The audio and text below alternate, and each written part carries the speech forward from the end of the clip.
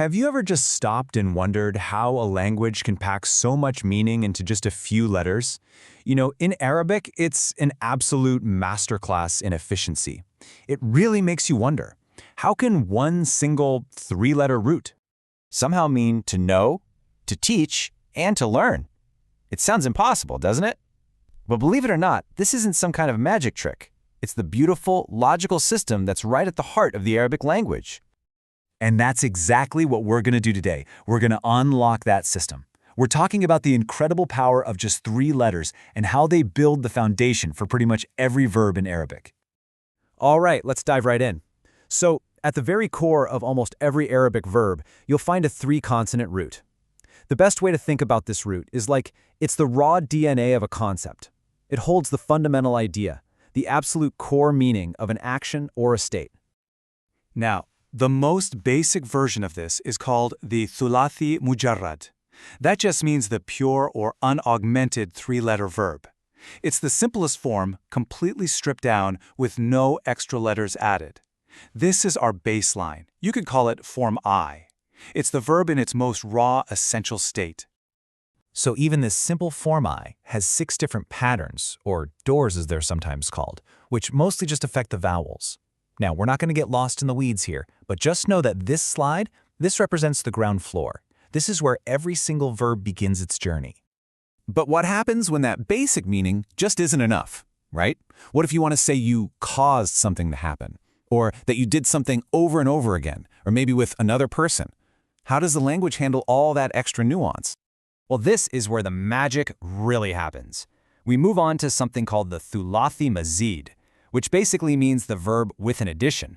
And the system is just genius. By adding specific letters, like a prefix or by doubling a consonant, in a really predictable pattern, you create a brand new form of the verb with a new, and get this, predictable layer of meaning. And while there are a bunch of these forms, we're going to focus on the 8 most common ones. Think of them like upgrades you can apply to that basic root word to give it all these new powers. So let's check out a few of these upgrades. First up, let's say you've got a verb that just describes a state of being, but you want to talk about the act of causing that state. You want to make an action happen to someone or something else. Okay, look at this example. The root here is all about righteousness. In its basic form, I saluha, it means he was righteous. It's a state he's in. But just by adding a single hamza at the beginning to create form 4, aslaha, the meaning completely shifts to he reformed or he reconciled. He didn't just be righteous, he actively caused righteousness. He made something right. See that? The verb just became transitive. It's now acting on something. Okay, on to the next upgrade. What if you want to show that an action wasn't just a one-and-done kind of thing, but that it happened over a period of time, or with a lot of intensity? Yep, the system has a form for that too. This is probably one of the most powerful examples, and you hear it discussed a lot in the context of the Quran. So both of these verbs come from the same root, meaning to descend. Anzala, which is form 4, means to send something down all at once, like in a single event. But nazala, which is form 2, and you get that by doubling the middle letter, means to send something down gradually, piece by piece over time. So you see, this isn't just some tiny grammatical tweak. It completely and fundamentally changes the nature of the action. It's the difference between a single package delivery and a slow, steady revelation. That distinction is unbelievably important for getting the real context and depth of a text. All right, let's look at another upgrade. How does Arabic express that you're putting real effort into an action, or that you're doing something with somebody else?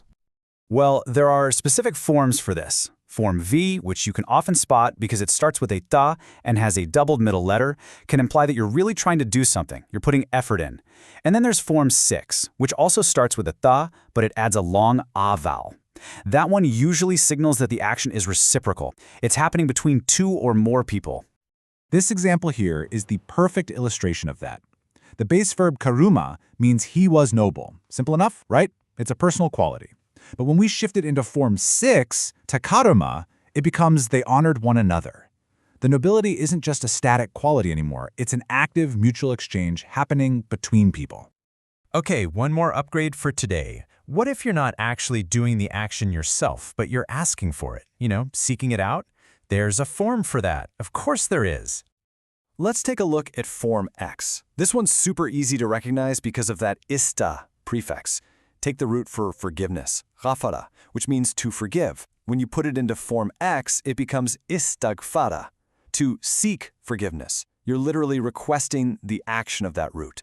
This form consistently adds the meaning of to ask for or to seek out. Now, I know this might seem like a lot to remember, but the real beauty of this whole system is that it's visual. You can often figure out the form just by looking for a few simple clues right in the verb's spelling. So here's a quick guide for you. See a doubled middle letter, that little W-looking symbol? You're probably looking at form 2 or V, the ones that deal with intensity or effort. See a ta right at the beginning? Start thinking about partnership or effort, so forms 5 or 6. What if it starts with a hamza? Well, check the vowel. An A sound usually points to form 4, the one that makes things happen, but an E sound points to those other forms, like the one for seeking an action. So, after all that, we get to the big question. Why does any of this matter? Why is knowing about these forms so critical? Because it unlocks a level of precision and depth that is so often just completely lost in translation. It lets you see these intricate relationships between actions that you'd otherwise miss.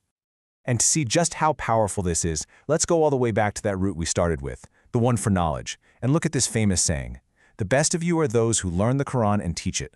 Now in English, learn and teach sound like two completely different words, but in Arabic, they are two different forms of the exact same root. The word for learn here is ta'allama. That's our form V, which, if you remember, implies learning through dedicated effort and real struggle. And the word for teach is allama. That's form 2, implying teaching with intensity, with repetition, a continuous process. So the saying isn't just about learning and teaching, it's about the very kind of learning and the kind of teaching that matters. So you see, this system isn't just about dry grammar rules. It's like a code for understanding nuance, intensity, causality, and relationships. It is the engine that powers the incredible richness of the language. And it really makes you wonder, what other layers of meaning are just hiding in plain sight, waiting to be unlocked by understanding the power of 3 little letters?